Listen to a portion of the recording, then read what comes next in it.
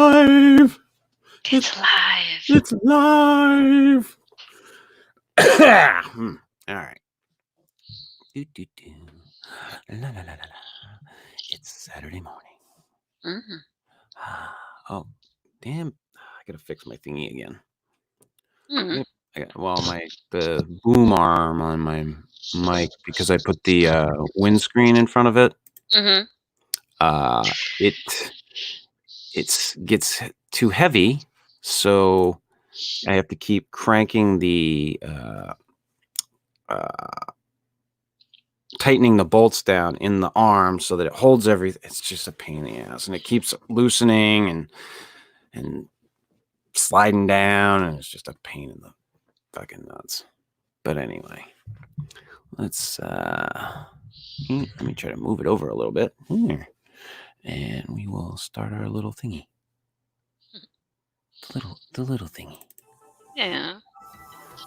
Hello, everybody, and welcome to Slip Into the Night, episode 21. This is the Mystery Grab Bag Show. We tried to come up with a topic, but, well, this week's been a disaster. Not a disaster, really, just all over the place. Up, down, sideways, back, forth, round and round. Nobody knows. It's like that fucking glass elevator that Willy Wonka had. Fucking thing goes everywhere. Have you ever seen the movie Snowpiercer? I have not, but I want to see it because I heard that it's like a very dark interpretation of what the future might have been for Charlie. And it's there's like all this speculation because there's all these W's all over the train that it's that Charlie, after taking over the chocolate factory, creates a train to save humanity from extinction. It's really weird. And there's like this snow apocalypse, and like the world is all ice, and they travel the world on this train that doesn't ever really stop.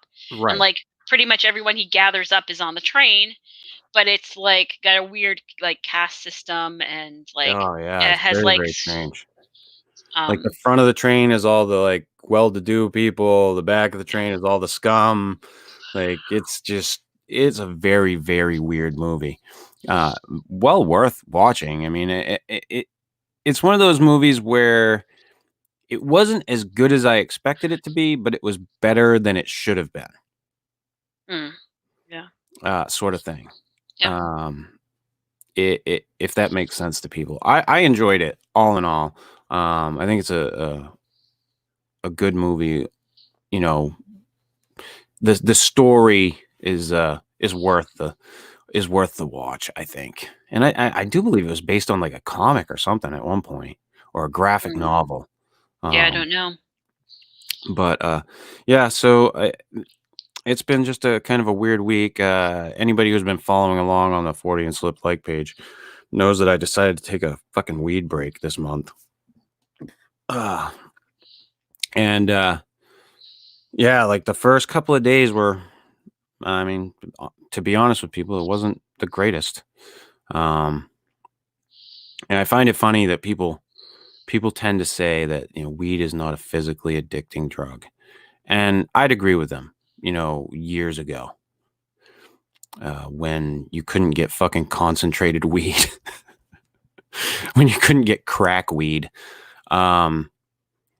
But the potency today and the stuff that you get, the dabs, whatever the case may be, it's way more going into your system than what used to be. You know, back in the day when I was younger, if it had been like, it was like, you know, on the weekends, I was telling you before the show, it was on the weekends, it was at night. You know, it wasn't like it had become for me. It had become an all day, everyday thing, as it does for a lot of people. I know so many people that live their life that way. And you know, I tend to do dabs because I don't like to cough, and I don't cough as much on them as I do on, you know, actual, what people call flower or bud or whatever the fuck you want to call it. joints or bowls, they're just much harsher. Mhm. So I switched over to dabs a long time ago because it's just easier on me, and you can do less, and there's more to it. But it just allowed for that capacity for me to just keep going, and Mhm. of course, have no governor. And then I realized, hey, maybe I need to take a look at this and take a break and just kind of reflect on it a little bit and reset. And stand behind my decision to do it. I think it was a great idea. Um, I'm not going to sit here and tell you all that I feel amazing and wonderful. And that's the greatest decision I've ever made in my life, because I don't feel like a new man by any stretch of the imagination. What I feel is the capacity to set it down and walk away from it. And that to me is what I really needed to do. I needed to be able to set it down and walk away from it, um and not worry about, you know, breaking my own rules. Because back in the day when I was on pills, I would constantly make deals with myself and then break those deals all the time. And that's kind of why I wanted to do this, was so that I could make this deal with myself and actually fulfill the fucking thing. And so far so good. I'm on day 5. So I had meant to have my last bit on Sunday night, and I had bought some on Saturday to have for the show. And that night I wound up fucking just passing right the fuck out later. And I still had a little bit in the morning that I just finished up when it was, when I got up in the morning. So I didn't count Monday, even though Monday, like for the majority of the day, I did not smoke. But I didn't count it because I did in the morning. So from Tuesday to now, I haven't had a bit. Been just coffee and Mountain Dew. Oh, geez. I haven't had a drink. Uh, Not that I wouldn't have a drink. But I guess I'm just trying to kind of have a sober month in a sense. Mhm. Um, I'm sure everybody will be like, yeah, of course you picked the fucking shortest month of the fucking year. Well, duh. I mean, come on. Um, and that wasn't intentional. I had actually thought about back in October when Joe Rogan and his crew, they were doing Sober October. I had considered, playing along, and I didn't wind up doing. I can't remember what threw me off from that, but I had thought about doing it back then. And with the way this is going this month, how I do feel good. I'm not going to tell you I feel great. I feel good, but I feel good about myself more than anything else. Um, but I'll probably do it again in October. Just I don't know, kind of for the goof or whatever, but not just for the goof, but to be able to do it again. Like I think it's going to be more of a good idea for me to do those sorts of things on a regular basis and not wrap myself around this thing, which I've done for quite a bit of fucking time now. But addiction is a very strange thing. Um, and I think that it can be overcome by people. And I, unlike a lot of other people, tend to think that addicts don't necessarily have to fucking fall right off the wagon, you know, if they can moderate themselves. Like I've known people who have, gone too far with some things and then they moderate it. Like, and this is probably going to be an unpopular thing, but I've known alcoholics who have gone, way too far, and then they like straighten up, and they have a drink every once in a while. Those people exist. And for people to say that, one and you're done, that I just don't agree with that. I think people come in all shapes and sizes, and addiction takes all kinds of different forms. And I think that the bigger thing that we need to do is realize that there's a problem that needs to be addressed and figure out the root causes of the problem. Like that's my biggest part of this whole thing is just sitting back and taking some stock in what's going on. But yes, thank you, Katie. Cool background. Yes, I did get the green screen set up. It does kind of act a little funky on my mic, and every once in a while it'll catch like weird stuff on my shirt, and it'll show on my shirt, even though it's not a green color. But yeah, I've got a few of them actually. I'll share with you guys a little bit. Oh, put the dragon up. Yeah, this is my favorite one. Is my dragon. Looks like he's kind of like looking over my shoulder. Hey, buddy, how you going? How you doing over there? Yeah, that guy's kind of got his arm over here on this shoulder. And I grabbed this one of the Portland skyline, Portland, Maine. Mm-hmm. And I got this one of the Old Orchard Beach skyline. Oh yeah, look at that. So, yeah, but yeah, I figured for this show, this was actually a good one to have. So, I might switch it up, change it up a little bit, put some graphics on it or something. But yeah, the green screen's working pretty good. It's literally a tablecloth. That's all it is. It's just a fucking green tablecloth hanging on my wall. But the technology that they got in this picks it up, and it does have some weird stuff. Like if I move my head around a lot, you can kind of see it in my face and stuff. But overall, I like how it works, and this is how I'm gonna do. Eventually, I'm gonna set up the 40 and slip news again, and I'm gonna start doing that. And I'll be able to put the like a picture for the news story over here, over there. But so that way I can have graphics to go with the stories as I'm doing them. And I think that would be cool. But yeah, I'm just different shit this is stuff I've been able to do this week. Like I said, not like the me stopping smoking weed this week allowed me to put up a fucking green screen or anything, but this is stuff I've been doing. I fucked with it earlier this week. I tested it out with Matt in a hangout.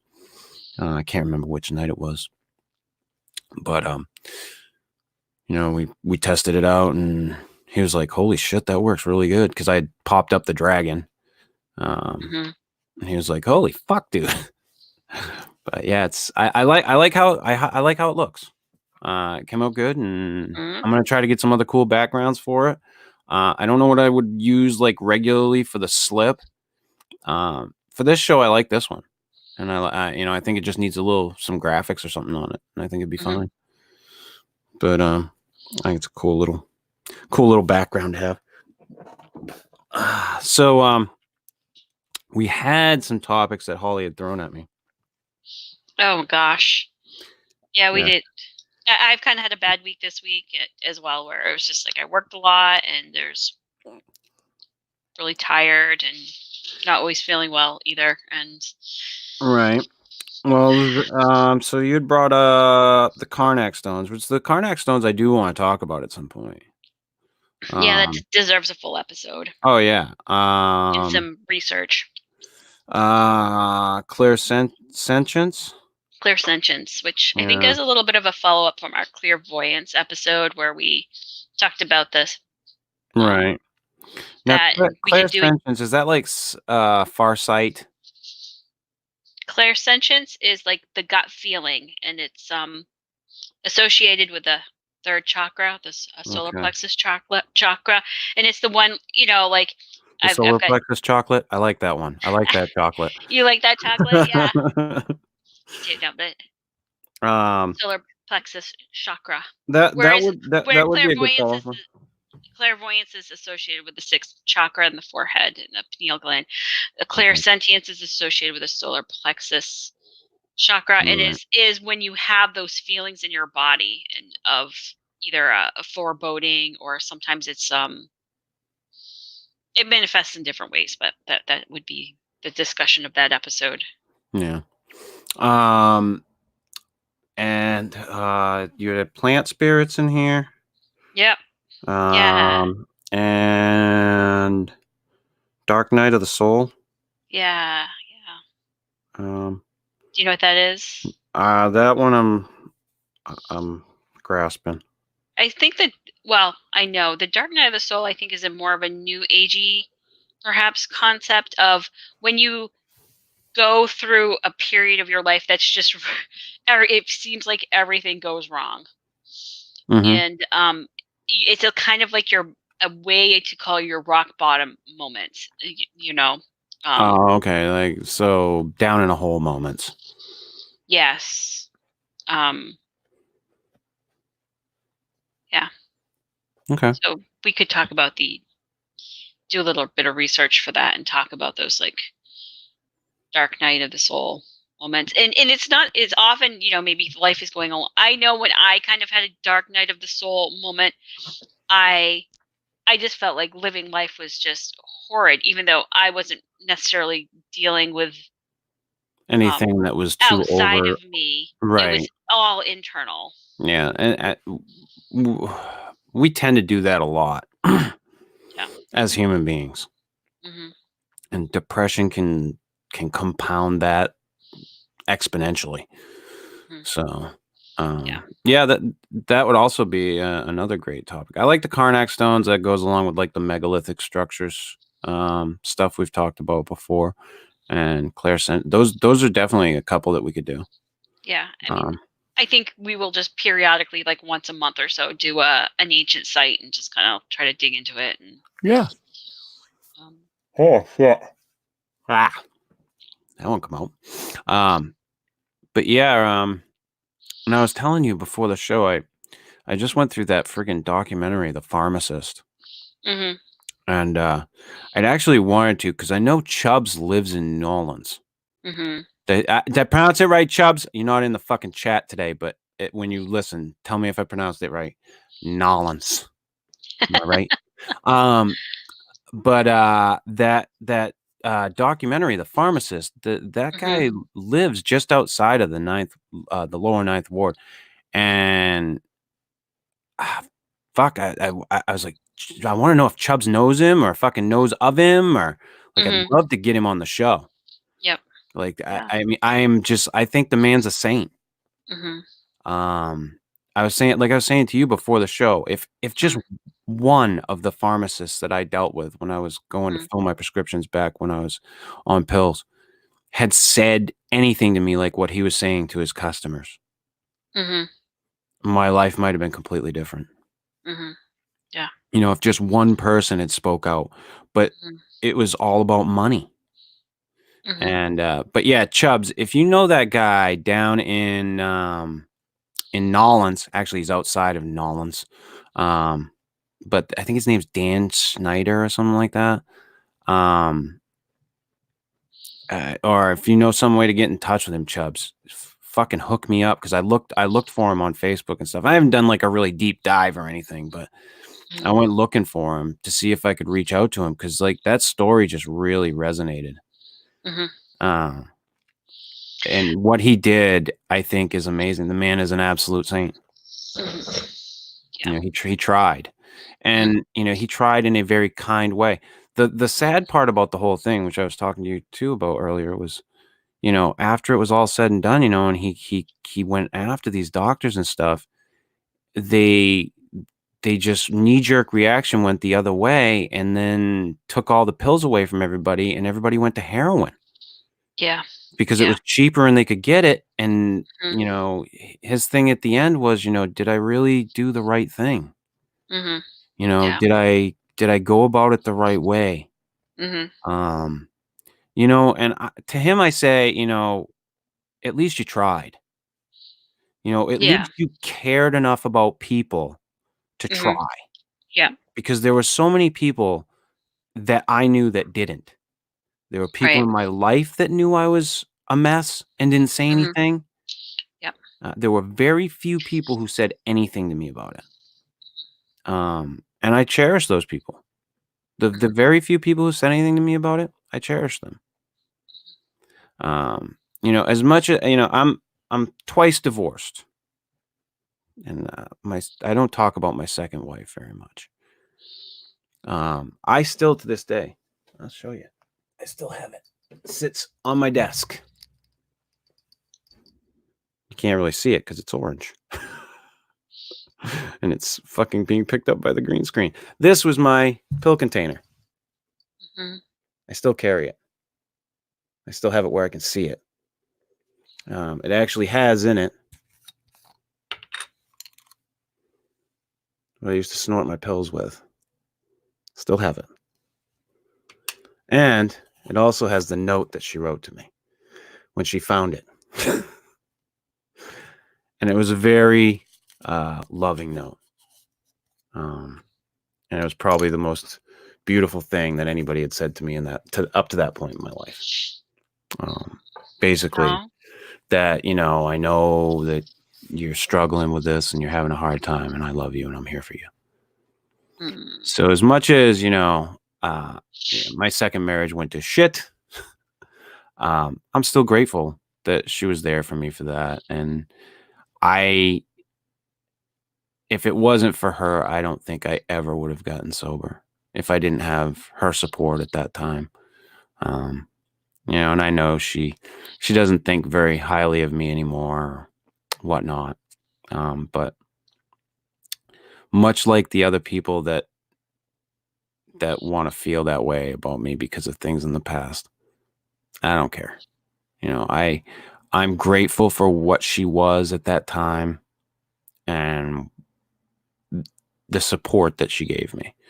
Um, you know, whether she gives a shit about that or not anymore, I don't care. She's got a new life, and you know, that's fine. But I carry that. Like I found it not that long ago, and I put it on my desk, and it sits there. It's a fucking reminder. I don't know if anybody's paid attention. This is totally off like our normal topics, but sorry about that, Holly. No, But I mean, I'm having a week. Uh, I think it's great. Like, I think sometimes you can't be too. Sometimes having a topic is great, and sometimes just coming. Sometimes things happen organically, and they're the most beautiful things. right. Well, I've been saying for a while now, ever since Artie Lang came back, um, after going to rehab for the umpteenth millionth time. I've been watching his new podcast, Artie Lang's Halfway House, and if anybody's seen him, his nose is a fucking disaster. And he destroyed his nose because some girl crushed up glass with some pills one night and he snorted them and it like caved in his nose. So if Oh. you see his nose is like almost flat up into his face now. It's got creases in it that go in. And he was saying on one of the podcasts that he did before he started his, that he's had people offer to pay for him to have it fixed, but he doesn't want to have to take any pain pills for it. Which, Mhm. hey, kudos to you, man, that you don't want to go down that road right now because you're sober. Great. But the other thing that he said, which I thought was pretty profound, is he said, I'm thinking about keeping it as a reminder. Mhm. It's something you can't fucking miss. It's Mhm. in your face every day. Every day he looks in the Mhm. mirror, he's going to see that fucking nose. Mhm. And it's going to remind him of what he was and what he really is Mhm. ultimately. Right. Um, That is very much like a hallmark of like the shamanic experience, where you take that moment of like real struggle and like woundedness and turn it into something that is a oh yeah. strength. Well, what is it? Is it the Japanese that do that thing where they take something that's broken and they fix Yeah. it with Yeah. gold? Yep. That, like, if Mm, they break a vase or something, yeah. they'll fill the crack with gold. Yeah, and and then they and find they'll that to be polish more it. precious. Yes. Yeah. But yeah, I mean, it just it's and I think having those things, like I said, I when I found that, I immediately put it on my desk. Mhm. It's and I actually put it in a place like I would have back when I was using it. Mhm. Like it's kind of hidden in the back, but I can see it. Right, right. And it's just there. It's there as a reminder. And, Yeah. it just keeps me in a way, I guess it keeps me honest to myself. I Yeah. don't know. When I found it, I knew that I wanted to have it out so I could see it. But Well, I mean, I think for me, it is a great kind of a healing moment when I can own my stuff. Like everybody yeah. has things in their past that maybe they're not proud of or whatever, but you can also kind of get bogged down in the shame and the guilt or whatever. And when you can kind of get past those feelings and just be like, hey, this is what it is, and I'm moving forward from it and kind of disassociate it from the emotion Mhm. is one of those places of like real moving forward. Yeah, and I am one of those people who likes to own my shit. Yeah. You know, um, it, it's mine. I did it. I'm not denying it. Yeah. Um, it and it's one of those things where this there are parts of me that have often said, "What if you could go back and fucking change it? Wouldn't that be fucking great?" Yeah, and it would. But would I be who I am today? Would I have the understanding that I have today? Um, and who knows where that's going to take me eventually? Mhm. Will I be able to help other people? I don't know. But I know that I own it. These things Mhm. happen to me. They're a part of my life. I don't try to deny. I'm like, no, no, I was never an addict. Nah, nah, nah, nah, nah." No, I'm fairly fucking honest with people. I'm actually probably too fucking honest with people. I remember one time I was redoing something in some apartments at the place that I used to work, and this guy just as I started talking to him, and of course like I said, I'm pretty honest. Brought up the fact that I used to be addicted to, or I am an addict. Let's just fucking say that, and that I had a problem with pills, and then I got over it, and he's like, "Well, how'd you do that?" I just stopped. He's like, "You didn't get any help or anything? You didn't get any therapy or get into a pro?" No, man, you need to get into a program. No, I don't. No, yeah, you do, man. You're gonna relapse. No, I'm good. I'm fine. But it's that I was so taken aback by that mentality of you're not in with what I'm in with being sober, so therefore you're wrong. I was like, Mhm. what? Yeah. It's like I don't fault people for needing a fucking 12-step program. If you need a 12-step program, if you need rehab, whatever the fuck you need, use it. Mhm. But don't fault me for getting clean on my own and then tell me I need help. Mhm. You know, I got enough people in my life that tell me horse shit. I don't need fucking complete strangers telling me shit. So, you know, but I just this whole week, like going through this, and it's given me kind of a new perspective on a lot of things, and I'm very glad that I've done it. Mhm. Yeah. Um, and I have it. Like I said, it's going to be the whole month. Mhm. Hope everybody likes seeing those pictures of me every day because I'm gonna keep fucking posting them. So, Mhm. Yeah. uh, and it's just that's just me like marking it off, and I'm not like marking it off like a fucking, like I'm in jail, like to the end of the month. I mean, in a way, part of me is like, oh, at the end of the month, man, I'm gonna get to fucking smoke a bit and I'm gonna be really fucking high. Yeah, of course, there's a part of me that's saying that. That's because that's why I want that's why I did it so that I could go back to enjoying it and not fucking just abusing it. Like that's the whole idea. So, and it's it was just such a conscious choice for me. There was a bunch of things that happened. Matt brought to my attention, and God love him for it, because he's one of the few people that will fucking speak truth to me.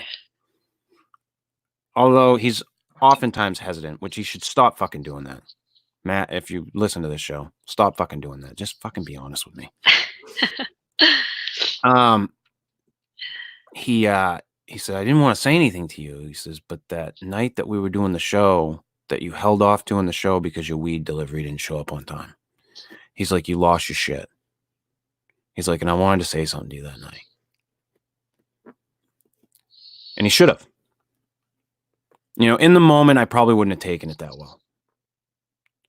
And I told him afterwards, I said, thank you, for saying that to me. I said, there's very few people who say that type of shit to me.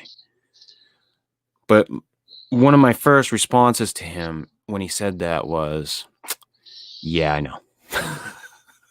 Yeah. Like, I was very well aware of that. Yeah.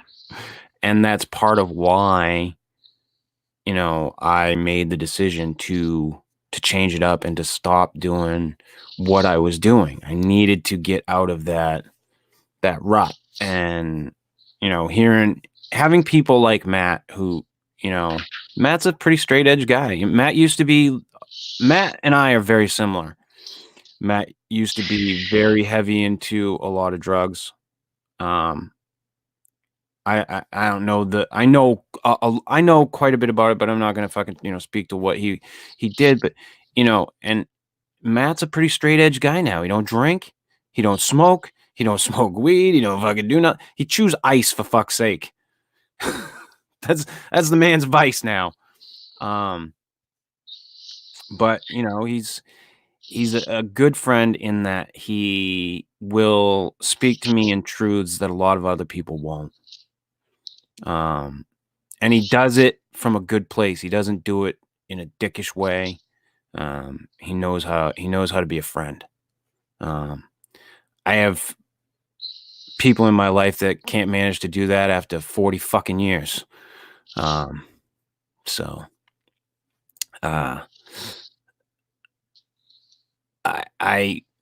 appreciate it. I appreciate it when people are willing to be that way with me and to be honest with me. I prefer honest over fake. And yeah, I mean, this whole thing was a big realization for me. Of what not necessarily, in a way, yes, it's what I'd become, but it's what it became to me. Right. And it's the power that I gave it. And I need to take that away and bring it back to what it was, which was, hey, let's go out and get a little buzz on and go see a movie. Not, hey, it's 9 a.m. Let's get high. The change needs to be made. And my whole thing with this is I'm well aware of it. And that's why I'm doing it. And my biggest bitch about this whole thing is when I announced it on the like page, there were like 4 or 5 people who like got on it. Why? Why the fuck would you do that? Dude, live your life the way you fucking want to and respect me for living mine the way I want to. Because I'm not going to sit there and bash you for, still wanting to smoke at fucking 6 a.m. in the morning. Live your life the way you want, but don't chastise me for making a decision to do something to better myself. That was the one thing I couldn't believe. The instant backlash I got from people who were, why would you do that? Yeah. Why wouldn't I? It makes no sense for me to continue on like I was. I should continue not enjoying weed. I should continue smoking and not even getting fucking high. That's healthy? I mean, come on, people. I made a decision, and the decision was basically to stop being an asshole. Well, no, I'll still be an asshole, but to myself, more or less. And I'm happy with the decision. So, if you want to chastise me for it, fuck off. I don't care. I'm going to continue. I'm going to go to the end of the month. And then at the end of the month, I'm going to fucking tie on a good one. I'm sure. But I don't even know if I'll do that. Like I said that to Matt at first. I was like, yeah, I'm going to fucking that one. But I'll probably just take like a couple of hits off something and just relax and fucking sit back and read a book. I don't think I'm going to be like fucking, woo, get out the fucking bong and fucking just do like a gram dab hit and one fucking, that shit ain't happening. It ain't happening. I'm going to just probably fucking ease back into fucking just trying to moderate. And that's the whole idea. And if this, if I need to take another break before, the whole sober October thing comes around again, if I decide to do it with the Joe Rogan crew there, play along at home, play the home game, I might need to take another one over the courses between now and then. I don't know. But I know that this is something that needed to happen for me. I know that for a fact. And just based on how I've been reacting with it, and how the one thing that made me realize it the most was how frantic I would get when I would start to run out. When like I would get to my last gram and it would be like halfway gone and I'd be like, fuck. I'd start saying fuck. And I'm looking at it now like, oh, this is why we're here. This is why we got to this point. So all in all, I think this is a healthy move. And if you don't, it's too bad. But I do. I'm pretty sure Holly agrees with me.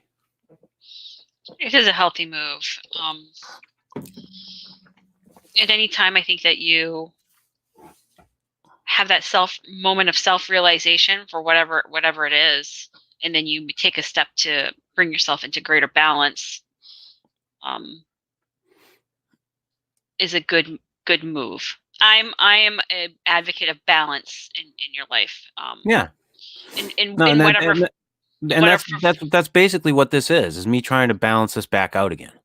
Mm-hmm. And not have this overabundance on one end of the seesaw. Because right now there's like a ton of weed on the other end of the seesaw.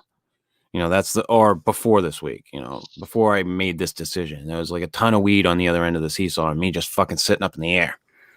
Mm-hmm. That was the way that it was. Yeah. Katie was saying she stopped her big addiction herself. I don't know what that one is. You don't have to tell me, Katie, by the way. I still have other vices, but I didn't need a program either. I woke up one day and saw my BS for what it is or what it was. And have you, I don't know if you can answer this if you're still in the chat, Katie, but had you ever expressed that to anyone and had anyone tell you needed to go into a program? That was the one that really pissed me off when I had people telling me I needed to get into a fucking program. Like, fuck off. I managed to fucking nip it in the bud, and now all of a sudden I need to start going to therapy for it. I mean, I've 3 radio shows that I do. That's plenty of therapy for me. I talk so much of my shit out on this. It's not even funny. And not always healthily either, by the way. I will admit that wholeheartedly. It's not always healthy what I do on here, but it is a good way for me to get my shit out. Yeah. So, I think everybody you're kind of in 2 tracks. Like, you're either in a little bit of denial about your stuff, or you're at a place where you're ready to kind of own it. And that is kind of a process. Like, I can think of one of my great big pain points. And, it has taken me years to be able to talk about it. It has, and I, got to the point where, I knew something. One, I knew something was wrong, but I couldn't really put my finger on it. And then there were times when I kind of got to the point where I could accept that this was the thing that was really hurting me. And it still took me a lot more time before I could, find someone to talk to about that. And it's whatever is your process is what's your process. And sometimes bringing it, right out in the open is too much. Oh, Katie said it was Adderall. I had my Adderall time. Oh God, there's another one. And I've told this story before. Oh God, this horrid fucking story. Adderall is one of those weird drugs, where if you start focusing on something, you will just do it. I used to get Adderall to play video games. I would, get like 4 or 5 of them, and I'd just fucking do like a 24-hour freaking period of freaking video games. Because you just sit there and play and play and play and play and play, and you wouldn't stop. You just focus right in on it. The same goes for other things. Now, there was one night, God almighty, I can't remember exactly how long it was, but I sat there and fucking masturbated on Adderall, like just edging up to the point where I was about to fucking come and then let it go back. And it was just hours. And by the time I was done, my dick was just like this fucking soft piece of shit that came. I was so just, you miserable scum of the earth. There was so much shame in me at the end of that. And it was not the last time I did Adderall either. Yeah. But, I look back at that and I go, what the fuck were you doing? Yeah.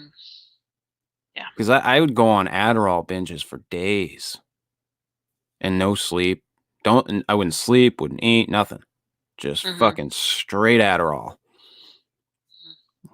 It was, oof. Yeah, that one's not fun. Not fun. And here's the funny thing, like, I guess Ritalин's like in the same family. I'd always tried that too, but that never had given me what I got off when I was doing the Adderall, when I was hooked It's on a Adderall. slightly different formulation. It's methylphenidate versus Adderall, which is more of an amphetamine.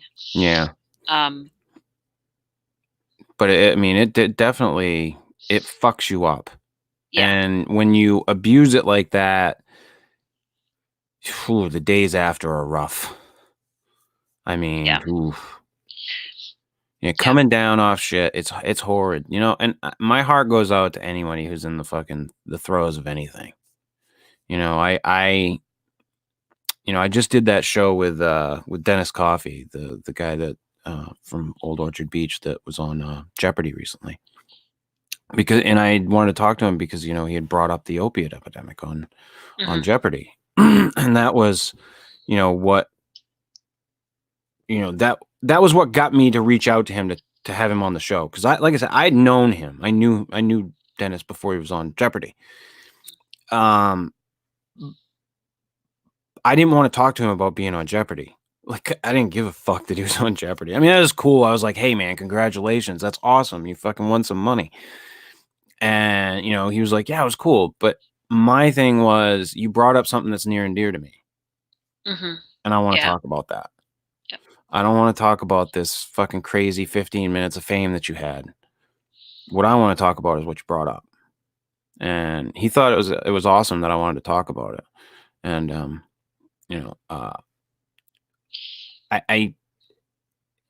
like I said, my heart goes out to these people. Cause like I said to him, even though I've been through all of this stuff and I have these perspectives, and I believe that everyone has the capability for redemption, I can still look at somebody who's in the throes of addiction and say, he's a piece of shit. Now, I don't mean that the person is a piece of shit. They're being a piece of shit. They're not at a place where they can get out of that. But the way I say it is wrong, or the way I look at it is wrong. But in my head, I can go, there's redemption there is possible, but right now it's not. They're not there. And that's why I say, I would say, quote unquote, that person's a piece of shit. But it's not exactly what I mean. And it's hard, having those, because when you've been through those things, when you've been through the things that I've been through, or other people have been through the same types of addictions, you learn how to see bullshit. Yeah. And you learn to see through people's bullshit. I've called it many times with people, unfortunately. But I don't think that anybody's beyond redemption, but it's hard sometimes when you have that perspective, because part of you wants to be like, everybody deserves redemption, but you also know that there are people who aren't ready for it. So yeah, you can see when someone's ready for it or not. It's a double-edged sword. Yeah. You want to reach out and try to help people, but at the same time, know that there are so many people who are not ready for help. And Yeah. people need to want to help themselves. Yeah. And sometimes it's stuff that, on the inside that they're not quite really ready to look at. And I see Katie's most recent comment where she says on the Adderall she lost 40 pounds on it, but she was also struggling with an eating disorder. And that is almost like food addiction, or manifestations of food addiction, to kind of as ways to deal with pain. And as a teenage girl, like I dealt with my own like eating issues also, where I would just not eat at all. And I still like deal with that, and it is like having to really go into the root cause of that pain. Why was I trying to control food consumption, versus kind of really dealing with loneliness and feeling bullied at school, and other sources of my own personal pain, which ended up later in life manifesting in like, workaholism, which doesn't sound like a bad addiction to have, but when you're spending 70, 80 hours at work and you're not home and you're not taking care of home stuff, your life, frankly, is at that point out of balance. And there's a difference between having to do that and feeling compelled to do that because of, whatever the dynamic is. And there are other things that are not necessarily drug related that can feed into that kind of addiction cycle of getting kind of caught up in the thrill of it, and the high part of it, and then coming down.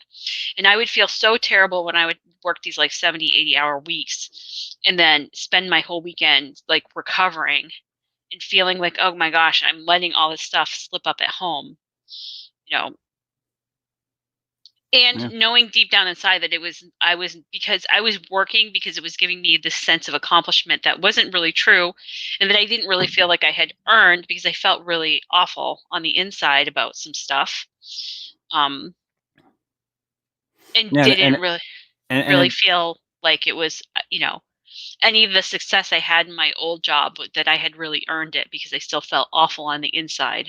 Yeah. And like it isn't always unhealthy things that become addictions. Absolutely. It's just these, like we were eating. Eating is something that we all have to do. Yes. Yep. But eating can become an addiction, or people can have issues with not eating. Yes. Work. People can become addicted to working. Workaholics, they exist. There's a whole documentary which I actually want to watch. It's about this woman who, I guess, she was so driven, and I just want to give my kids a better life. And it goes into the whole idea of it goes into like talking to her kids and how they're like, you were never in our lives. Yep. Yeah. Like, And you spent all your time fucking working, and yeah. we didn't have a family life. Yeah. Yep. And that very much happened to me where, Mm. and in high school, I felt a very strong need to excel academically, and all my energy got put into there and become very, I would say, energetically unbalanced. And then in order to maintain that kind of a study regimen, I wouldn't eat, and it would be a way of controlling my life, that I would control what I would eat, and I Hmm. would not eat very much. And instead of actually dealing with the problem, which was self-esteem issues. And the other addiction that has happened to me is relationship addiction, which is kind of this weird thing, but like being involved in unhealthy relationships and kind of like losing my own identity in the relationship, um, where my own needs were like completely cast aside and all the needs of the other person were foremost, Yeah. um, which ended up with some really negative consequences. And ultimately, it was one, not being authentic to what I really wanted, and it was a way of kind of And covering up that and pain. I'll tell you, I posted something that Dostoevsky said about lying to yourself, Oh my god, yeah. and I, I've told people many, many times that the biggest thing that I learned from my pill addiction was that you can lie to everybody on the fucking planet. The minute you start lying to yourself, you're going to degrade who you are. Yep. I mean, now that's not to say people you should go out and lie to everyone you know. No, that's not what I'm saying. I'm saying that lying to yourself is worse than lying to people you know, because you know the truth. And you can't lie to yourself. But when you start trying to do it, that's a problem. And that was one of the big things that I realized with when I had gotten sober from pills, was that I could lie all day to people. But that one moment that I started lying to myself, that was where my soul started to erode away. Yeah. Yeah, I would agree with that. And I would continue to do it and continue to do it. And eventually it just became, such an issue that it, it blew up in my face. And I eventually was like, fuck, I can't do this anymore. Mhm. And I felt low for a long time with it until I Mhm. learned to own it, Mhm. because I had to own it. Mhm. Right. Um, And like my own need to like please other people, like my parents and people, men I've been in relationship with, and you know, and to lie to myself that I was so unhappy at some of the choices that I made, and it was the same kind of consequence where my own soul started to erode in it. When I finally realized that I had to start living my life for me, then it was like it's been a slow roll to kind of road to really rediscover who I really am. mm, And and to also continue to not like do the people pleasing thing, because for me it's a high when I make someone happy. And yeah. it's when I do things for other people, and it is much harder for me to say no. No, and try, it's a someplace where I'm still working on. And like I can see, I totally understand, Katie, like that eating disorder thing. It's the low hum in the background. That there is a lot in my life that is the low hum in the background, that, it's there, and I have to kind of self monitor when, all right, is this, done a lot of work what I do is I call it my inner compass. Find my inner compass is what's really true for me, Hmm. and um double check that the decisions that I make are the decisions I'm making for me, and that I'm not kind of giving my power away and letting other people outside of me make the decisions for my life.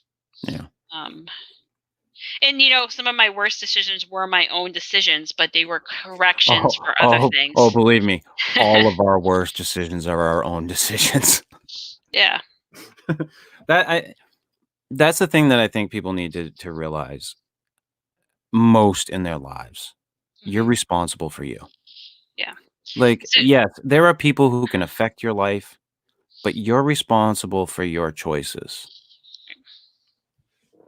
Right. So, like for me, it was making decisions because I thought they were going to make other people happy, and then I would be happy, and not being honest about that the decision actually was making me unhappy.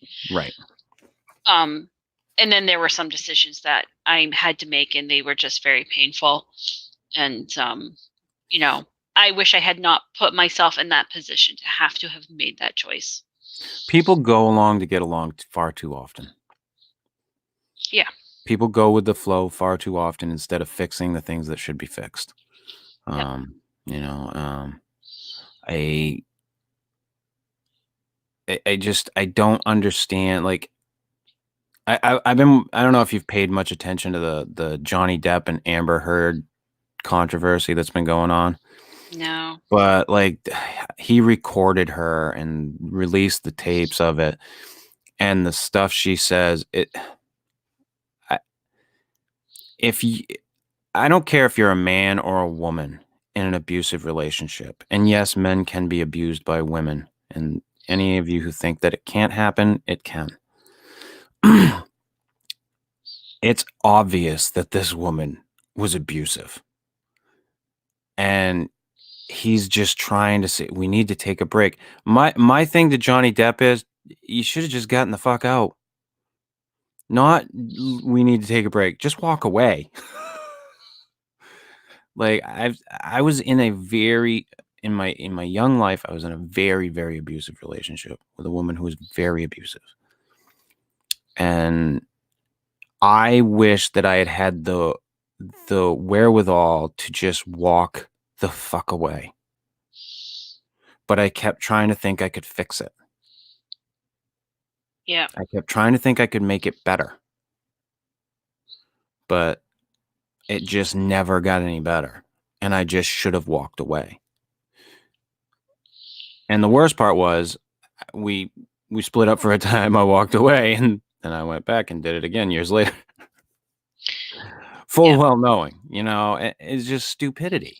So, I mean, no matter what the thing is, I get, this is kind of a weird show today, but I guess my whole big thing with today is, whatever it is that you got that's going on that is wrong in your life, fix it, change it. You can do it. Just fucking do it. Just go out and do it. You don't need anybody to hold your hand. You don't need somebody to clap and tell you you're doing a good job. Just do it. I'm not doing this so that I can see the people fucking liking my post about day 5 on my Facebook page. I do that just so to keep everybody that likes to pay attention to what's going on in the loop. My satisfaction comes from waking up every morning during this thing and going, yeah, I didn't do it today. Or yesterday. Or, however I look at it. I don't fucking know. I'm pretty fucked up in the head. Maybe I look at it as I didn't do it today, even though today isn't over yet. Because I have future sight. I don't know. But my big thing, I guess, with today's show is if you got something that's going on in your life that's bad, and you know it and you feel it, fix it. Fix it. We've all got our fucking compasses inside, you every single one of you that's listening, and we're not all perfect. We've all got our shit. Take a chance, fix it.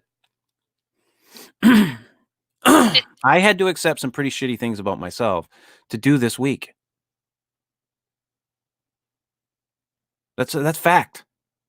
I had to accept the fact that I took things too fucking far, to an extreme that was ridiculous.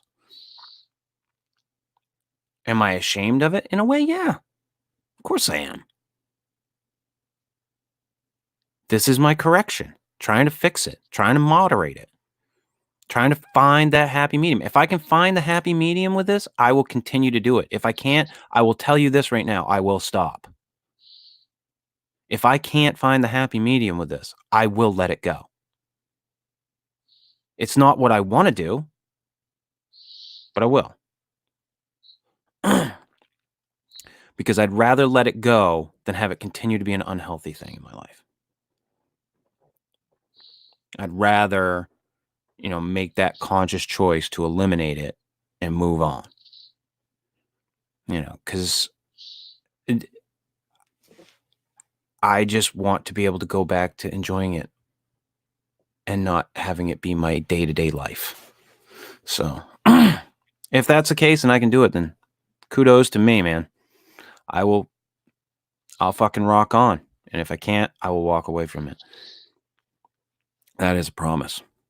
You know, and like I said, I talked to Matt about this big time, like earlier on in the week. And we sat down, had a talk. One of the first couple of days that I had gotten into it, and he's like, you doing okay? And we get talking about it, and that's when he brought up the whole thing about that night before the show, and I was waiting for an order, and I was freaking the fuck out.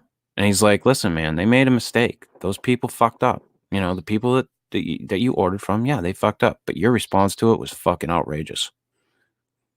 And he was not wrong. He's not fucking wrong.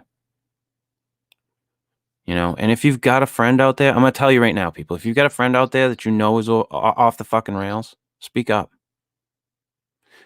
Even though they might not listen to you right now, they will respect you for it later if they do. There isn't a person in my life who told me when I was a fucking piece of shit that I was a piece of shit and that I needed to fucking straighten up, that I don't look back on now with soft eyes and thank them. My Uncle Tim, God fucking love that man. In the throes of my fucking addiction, he walks up to me. And this is a man who, he's not fucking perfect. He's a mess himself in a lot of ways. He'd admit that. But he walked up to me and just, in a group of people, and just leaned down into my ear and said, don't you think you've had about enough, Chris? I love that man for that. There are so many people in my family that knew what was going on and didn't say a fucking thing.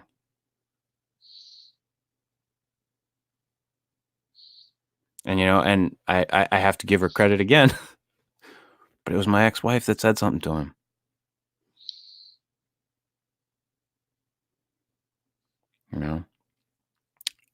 If you have someone in your life who is struggling, reach out to them, say something. Don't be silent. I will tell you right now, the things that upset me the most about what I went through is the amount of people who I knew, and who were completely silent. Yeah, so if you have somebody out there, fucking say something. Hey, I see Chubbs is in the friggin' chat. Chubbs, I asked you earlier, you know that guy that's in the pharmacist documentary there, Dan Schneider, or whatever the fuck his name is, lives outside the lower 9th Ward in Nollins. Did I say it right today? Did I say it right, Chubbs? You gotta fucking tell me. I'm staying live until you fucking answer, Chubbs. Wow. That was very aggressive. That's the way I am. I know. Nah, I fucking love Chubbs. He's a fucking super fan. Yes. Fucking hey. You and your passionate Aries sun, which for the viewers who don't really know, it's sort of through astrology is one of the ways we kind of connected, and so I did Chris's astrological chart, and he has a very interesting chart, and it's but it is definitely all this energy in Aries, which is very fiery and passionate. And I can be sedated, but yeah, I have my fucking moments. I mean, it's definite that I have some fire aspects in me when I go off. Yeah, but can I talk about your chart a little bit? Is that okay? Yeah, actually, he says Nollins is right. Haven't heard of that guy. Chubbs, you got to try to get in touch with this guy for me. I tried to find him on fucking Facebook. Watch that documentary on Netflix, The Pharmacist. Chubbs, this is your homework, Chubbs. Got to watch that documentary, and you got to try to find this guy for me. I want him on my show. He's a saint. The man is a fucking saint, Holly. Like, what he did, the things that he accomplished, and Mhm. the resistance that he came up against to try and take down this pill mill doctor Mhm. was insane. Mhm. And in the end, you had these friggin' federal agents and these DEA agents going, he fucking did it. He's the one that did it. After we told him to stop. But he found a fucking way. Found a Mhm. way. And I'm telling you that, yeah, the guy's the same. But yeah, if you want to talk about my chart a little bit before we wrap up, yeah, I don't give a fuck. Okay. Well, Yeah. because I mean, this is one of the ways we Unless you can want to do like. a whole show on it. I mean, we can Do you want to fucking do that? delve deep into the psyche of Chris York. Well, just because we were doing a lot of personal, like revealing stuff, and it is pertinent to your astrological chart. You are, um, because you have what is called the 12th house sun, which is when your sun is in the 12th house. It is the You place need a you of. need a 12-step program. Well, that is one of the meanings of the 12th house. It's the house of addiction, and it's the house of imprisonment, and it can be the house of like a chronic physical illness. Yeah. And so it's like your energy is dealing with a lot of your lifetime is dealing with that. And one of the things I love about your chart is your Mercury is also in that house, and it's conjunct an asteroid called Fort, and I have to tell that story. Fort. So Mercury is the planet of communication. So Chris is the Fortean communicator in this astrological chart, and I remember Yeah. when I when I saw that, it was just one of those like Yeah. a magical It is kind of moment. interesting. It's probably and it's I mean, all in all, it's probably really coincidental, but Maybe it is, but it is interesting. it is But yeah, interesting. if you wanted to go into a deep delve into my chart, I don't give a shit. I don't. I lay myself pretty much bare for the most part. There's very little I won't talk about Mm, on air. that. Um, it's very rare. You guys heard a rarity today. You heard me Mhm. talk about my ex-wife.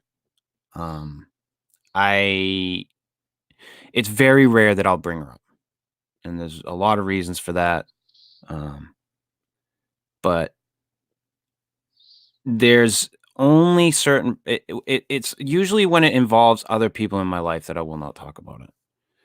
The current people that are, in my life, or, like I have talked, like my sons come on the show and, stuff like that. But there's some things I keep close to the chest just cause. But for the most part, everything's out there. I talk about all kinds of shit that I've done. I don't hold that much back. I'm honest about, what I've been through. So, but yeah, why don't we do that? Why don't we do like a whole deep delve into my chart? Why don't we do it next week? Fuck it. Sure. While I'm on this whole sober kick, All we'll right. go through a deep dive into my chart, and that way you don't have to do too much research, and I can just be me. You absolutely can be you, and I'll just be me, and And go over my chart. right. Yeah. Yeah, Yeah, it's not Chris has to the listeners. Chris actually does, from an astrological point of view, a very interesting chart, and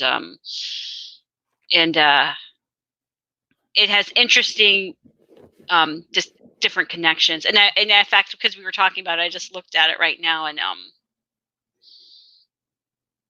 yeah, interesting. So okay. we'll do that next week. Okay. We'll have a teaser. All right. You So know, I love teasers. this has been Slip Into the Night, episode 21. If you like this little mystery grab drag show, give us a little thumbs up. If you don't, give us a little thumbs down. We don't mind. Like us, subscribe. Go check out some people. You can check out our friend Matt Knapp over at Bigfoot Crossroads and Cryptid Tales. Check us out on anchor.fm/the 40 and slip. Deal still stands, people, but I don't think you're going to do it. Based on the numbers, We ain't hitting 1,000 in a week. I'm just going to tell you all that right now. Nobody's fucking stepping up to the plate. If any of you listen to shit, you're listening to shit that you already downloaded on your phone over. You need to go to Anchor and listen to it on the page. And I explained that to people. If just a handful of people had done what I had said, I would have seen a huge uptick in numbers. Didn't see any of it. So you guys just fail. Epic fail. Sorry. Check out Para Breakdown for as long as his YouTube channel's still up. Who knows? He messaged me last night, said he was done, so I don't fucking know. And as always, check out our good friend Dred Funn at dredfunn.com and youtube.com/Dred Funn. He's been doing some live streams, people. You gotta check that shit out. Holly and I will be back next week, and we will go over my astrological chart.